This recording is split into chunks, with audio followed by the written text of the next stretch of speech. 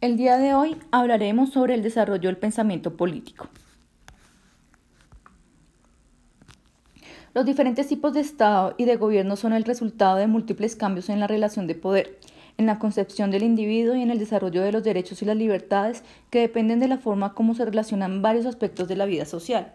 Las disputas entre los intereses privados y públicos, así como la redefinición del papel del ciudadano, han definido diversas formas de pensamiento político para dar respuesta a problemáticas fundamentales de la humanidad. El graffiti como herramienta de expresión política juvenil. Hablemos un poco de historia.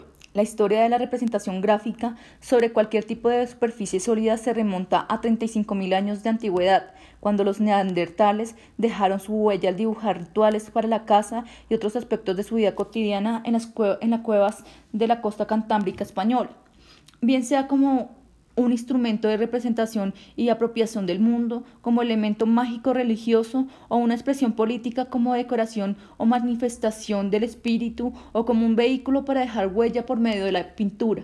El hombre ha perfeccionado el arte rupestre hasta convertirlo en una de las expresiones más accesibles y poderosas de la cultura popular. A pesar de su creciente aceptación, continúa siendo un asunto de debate, ya que para muchas personas este tipo de arte violenta el espacio público, que también merece respeto. ¿Qué es el graffiti? El graffiti como movimiento artístico y político de carácter urbano reveló su faceta subversiva desde los tiempos del Imperio Romano, atentando contra la sacralidad de las edificaciones o juzgando los actos de la vida pública por medio de versos de tipo satírico. En las ruinas de Pompeya aún se conservan más de 12.000 inscripciones en latín sobre muros e iglesias, una de las cuales es: la vida es incierta para un pobre cuando un rico codicioso vive cerca. ¡Oh muros! Han aguantado tantos mensajes aburridos que me asombra que aún no se hayan derrumbado. Temas y protagonistas. Los grafiteros son los artistas que se expresan mediante mensajes que van desde la crítica al sistema político, la guerra, la violencia contra niños y niñas, la violencia de género, la pérdida de la biodiversidad, hasta las reivindicaciones como la restitución de los derechos de las comunidades indígenas, afrodescendientes y la memoria colectiva. Como fenómeno masivo contemporáneo, el graffiti cobra fuerza en algunas ciudades de los Estados Unidos con el uso de firmas o etiquetas del artista que son pintadas en edificaciones administrativas y en el transporte público desde mediados de la década de los años 60 del siglo XX, y es considerado uno de los 4 elementos de la cultura del hip hop, junto con el rap, la música y la danza. La aparición del graffiti en Europa y en América Latina tiene una relación más estrecha con la denuncia política ante los regímenes y las dictaduras desde finales de 1960, pero sobre todo a una conciencia del poder de los jóvenes como agentes críticos y propositivos para el desarrollo de las sociedades. Un papel que no ha sido otorgado, sino construido a pulso por individuos y colectivos de artistas para quienes la imagen cobra una esencia transgresora para transformar realidades y compartir ideas, combinando un atractivo visual de alto impacto con la reflexión y la proposición.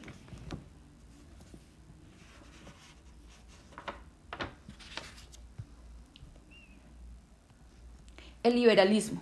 El principio fundamental del liberalismo es la libertad del individuo. Durante los siglos XVIII y XIX surgió en Europa occidental una doctrina filosófica de carácter político y económico orientada por la idea de la libertad, que logró sintetizar y hacer visible los intereses de la burguesía como una clase social cada vez más poderosa, especialmente en Inglaterra y en Francia. Esta ideología, además de ser el fundamento teórico del capitalismo, ha influido en gran parte del desarrollo intelectual de los últimos 2 siglos y ha inspirado diferentes formas de organización política a nivel mundial. Además, logró extenderse a otros países y transformarse en un movimiento de carácter internacional con repercusión directa en los procesos de independencia hispanoamericana y de conformación de los estados nacionales. Como les decía antes, el principio fundamental del liberalismo es la libertad individual, es decir, la independencia de las personas en relación con las instituciones humanas o con la autoridad, por lo que el individuo constituye para el liberalismo una entidad superior. El sistema representativo del liberalismo. Si bien el sistema político característico del liberalismo es la democracia representativa, el poder es otorgado a los gobernantes por medio del voto, bajo la premisa de que serán defendidas y garantizadas las libertades individuales, propiciando la igualdad de oportunidades para todos los ciudadanos. ¿Qué significa ser liberal?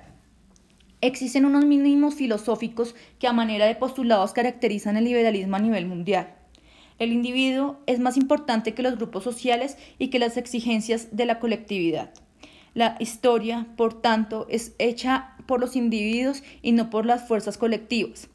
La verdad no descansa en la autoridad tradicional, sino en el ejercicio de la razón individual. De ahí la cautela del liberalismo frente a todo tipo de creencia religiosa. La política debe estar orientada integralmente a partir de la noción de la libertad. Estos postulados se extienden a todas las esferas de la vida humana en beneficio del desarrollo individual. Algunas de las libertades más importantes han sido la libertad de pensamiento y opinión para emitir juicios y puntos de vista en toda área del conocimiento o asunto particular sin ser perseguidos o juzgados. La libertad para practicar y enseñar cualquier credo y religión, sin ser señalado por el Estado o la sociedad. Libertad para comprar, vender e invertir el dinero, sin que exista control o intromisión del Estado. Uno de los objetivos característicos del liberalismo económico es el de reducir los impuestos, así como las regulaciones sobre la producción y el comercio por parte del Estado, a su mínima expresión. Las distintas caras del liberalismo. Desde el siglo XVII se puede rastrear los diferentes matices del pensamiento liberal, siendo los principales el liberalismo incipiente. Tuvo como escenario el contexto de las guerras civiles acontecidas entre 1642 y 1651, en las cuales, además del conflicto entre los defensores de la monarquía y del parlamento, surgió grupos opositores al poder monopólico de la Iglesia. Las ideas filosóficas y políticas de John Locke influyeron sobre la ideología antiabsolutista, según la cual el gobierno debería estar constituido por un rey y un parlamento en representación de los diferentes grupos sociales, orientados por unas leyes universales y sostenidos por los principios de soberanía popular y legalidad. En apoyo a la causa parlamentaria, surgió en 1648 un movimiento político denominado de Levellers, también llamados igualitarios, cuyo ideario sería la base histórica del pensamiento liberal democrático. Bajo el liderazgo de John Lynn se entendió la sociedad como un conjunto de personas libres con los mismos derechos fundamentales y cuyo ejercicio político regulaba la acción del gobierno, que no podía ser de naturaleza paternalista ni intervencionista y debería enfocarse en la garantía de los derechos individuales como la libertad de asociación, propiedad, religión y expresión. El siguiente es el liberalismo moderado. Este tipo de liberalismo defendió la idea de un sufragio restringido, en el cual el derecho a elegir era exclusivo de aquellos ciudadanos con determinado estatus intelectual o económico. Asimismo, no había un distanciamiento concreto entre las ideas liberales y el gobierno dinástico, lo que favoreció una monarquía constitucional que toleró la figura del rey supeditado a una constitución. Esta forma de liberalismo permitió disminuir la intensidad de los movimientos revolucionarios de los trabajadores urbanos en 1848, que ponía en riesgo la pérdida de los beneficios y los intereses de la burguesía. El liberalismo utilitarista, bajo los postulados filosóficos de John Stuart Mill en 1806 y 1873, el liberalismo utilitarista concebía el individuo como un ser soberano que tenía el derecho natural de acción, siempre y cuando no hiciera daño a otros. Este panorama, la única función del Estado consistía en incrementar el bienestar de los ciudadanos y reducir el sufrimiento, ya que el objetivo supremo de la acción moral es el logro de la felicidad para el mayor número de personas. Esta corriente veía el valor ético de la conducta o de la acción de los individuos y las instituciones en el carácter práctico de sus resultados bajo la premisa de que lo que es útil es bueno. Finalmente está el liberalismo radical. Además de encarnar la mayoría de los postulados básicos del liberalismo clásico en favor de la democracia representativa, esta orientación representativa defendió el sufragio universal masculino, donde todos los ciudadanos varones, sin importar su condición socioeconómica, tenían derecho a elegir y ser elegidos. Solo hasta finales del siglo XIX y gracias a el movimiento sufragista se comenzó a reivindicar el derecho al voto para las mujeres. Esta forma de liberalismo se constituyó en la más extrema de los principales movimientos obreros y agrícolas en Europa.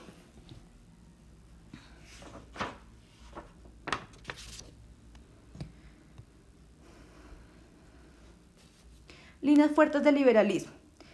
Si bien la filosofía liberal ha sido aplicada en diferentes ámbitos de la vida a nivel individual y social, la política y la economía han sido las dimensiones más viables del impacto de esta ideología a nivel mundial. Política liberal. El liberalismo político rechazó toda forma de poder absoluto y enfrentó de manera ferviente la monarquía absoluta desde el siglo XIX. Además, planteó mecanismos para reducir y controlar el poder estatal, pues consideraba que el poder excesivo regulaba perjudicialmente porque podría llegar a abusos.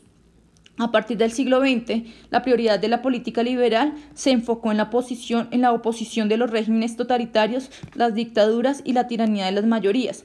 Este último aspecto fue entendido como un exceso de libertad del pueblo y confrontó dos aspectos del liberalismo. Mientras por un lado la igualdad de las personas se postuló como uno de sus principios, por el otro, no resultó claro que las clases populares también podrían hacer parte del sistema democrático o que a pesar de su espíritu poco cultivado podrían hacer parte de decisiones tan importantes como la elección de un gobernador. Aunque el liberalismo inspiró varias revoluciones y se convirtió en una especie de religión de la libertad, también significó la expresión de los intereses de la burguesía. Una vez que los burgueses alcanzaron el poder en el siglo XIX, intentaron limitar el acceso de las clases populares, que ya empezaban a conocer y seguir las ideas socialistas. Aún así, el liberalismo logró estructurar diversos mecanismos de control al poder absoluto, que hoy se mantienen vigentes, como la separación de los poderes ejecutivo, legislativo y judicial, la descentralización política y administrativa del poder estatal, el establecimiento de normas escritas en documentos como las constituciones de los estados, y después vienen economías libres.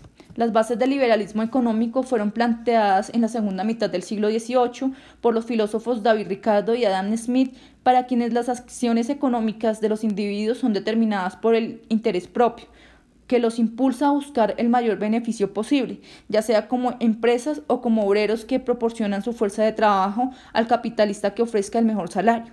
Así, tres principios que caracterizan al liberalismo económico son: la propiedad privada, libre de la intervención del Estado sobre la tierra o los capitales; la libertad económica para formar empresa, regular el sistema productivo y contratar trabajadores sin interferencia del Estado; el mercado libre, regulado únicamente por el beneficio y la ley de la oferta y la demanda, según las dinámicas del intercambio comercial. Este principio, que se conoció como librecambismo, no resultó completamente viable debido a la cantidad de impuestos y a los elevados costos de los impuestos sobre la importación de productos. El liberalismo al extremo, el neoliberalismo. Una de las doctrinas económicas y políticas más influyentes en los siglos XX y XXI. Ha sido el neoliberalismo heredero de los conceptos filosóficos del liberalismo clásico del siglo XIX, que ha extremado sus ideas para fortalecer la propiedad privada, el libre mercado y disminuir cada vez más las prácticas, la participación del Estado en la vida de los individuos. Características del neoliberalismo. Lo conveniente de la competencia. Así como el miedo, que es considerado una emoción negativa, resulta un impulso fundamental para la supervivencia y la adaptación de los seres vivos en su entorno. El pensamiento neoliberal encuentra en el egoísmo una condición inherente al ser humano y una motivación poderosa que, lejos de afectar la interacción social, puede potenciarse para fomentar la competitividad como un motor de desarrollo y enriquecimiento colectivo. De esta manera, el egoísmo, señalado como un vicio o un defecto humano bajo el análisis neoliberal, es el componente base del instituto de conservación. el cual puede coordinarse para el beneficio colectivo si cada uno de los miembros de la sociedad es competitivo. La sociedad maximiza su bienestar, pues el deseo individual de superación genera el desarrollo del conjunto. Si este motor individualista se le añade a la competencia que establece el mercado, el resultado es la alta efectividad, pues cada individuo proporcionará su mejor esfuerzo intelectual y su fuerza de trabajo para evitar la ruina económica. Un Estado cada vez más limitado. La tendencia neoliberal a la idea del Estado mínimo depende de gran medida de la disminución progresiva y permanente de la intervención del Estado en el mercado, en las decisiones sobre el gasto público y la intervención social, en favor de un sistema administrativo que deje en manos particulares estas funciones.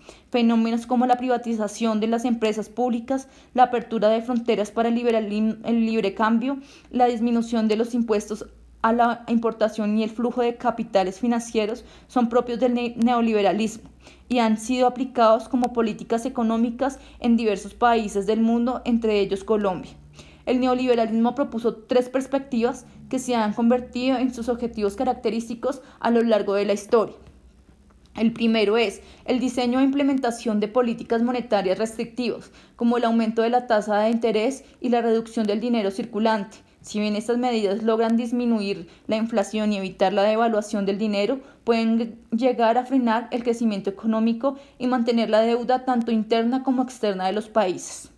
La segunda es la privatización de las empresas públicas, como consecuencia lógica del debilitamiento del Estado, que tiende a fortalecer a los agentes privados, aumentar su productividad y generar mayor riqueza a las empresas. La tercera es las políticas fiscales restrictivas, que si bien pueden reducir los impuestos sobre la renta, la propiedad privada y la producción, aumentan los impuestos a los consumidores. Además, impulsa la reducción del gasto público. Actualidad del neoliberalismo.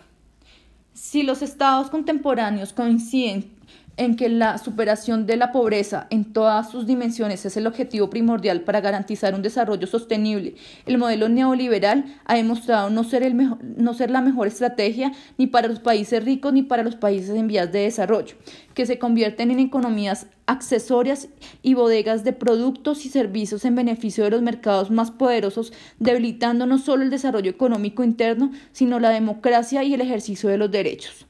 La crisis del sistema financiero mundial en el 2008, conocida como la Gran Recesión, fue producto de uno de los principales postulados del neoliberalismo, la desregulación financiera, que generó la necesidad de rescates a las principales economías del mundo, lo que obligó a la austeridad económica interna, al recorte de la inversión social y aumentó a la pobreza de manera exponencial.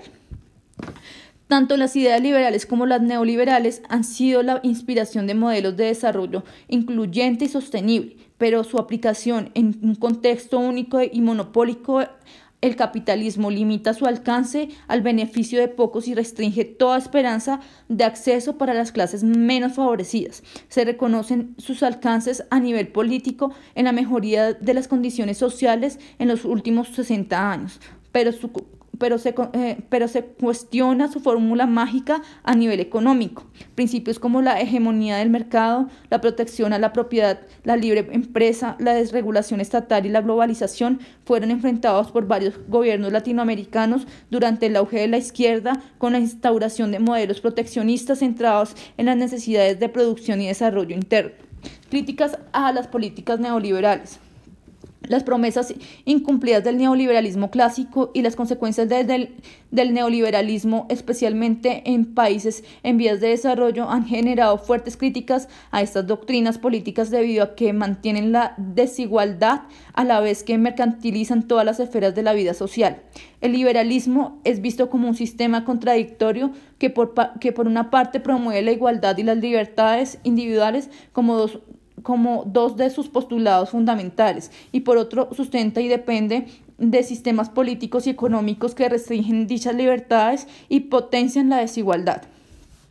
Bajo la premisa del laissez-faire, expresión francesa que significa dejar hacer. El liberalismo económico defiende el mercado como el regulador de la vida social y económica por encima del Estado, dejando en desventaja a la mayoría de la población, ya que las leyes benefician a quienes tienen el poder y concentración en pocas manos los medios de producción y la riqueza. Uno de los postulados políticos característicos del liberalismo fue la separación de todas las esferas de la vida, entre ellas la política, la económica, la religiosa, la privada y la pública, para mantener el equilibrio en sus interacciones y en su rol. Sin embargo, con el paso del tiempo, tanto en estados liberales como neoliberales, la esfera económica se ha impuesto sobre las demás, generando serios desequilibrios en el funcionamiento de la sociedad en su conjunto. Estos escenarios favorecen nuevas formas de opresión, regímenes autoritarios e inclusive la esclavitud, ya que permite la imposición ilimitada de las leyes del mercado en detrimento de las libertades, la autonomía y la desigualdad de oportunidades para la mayoría no poseedora. Muchas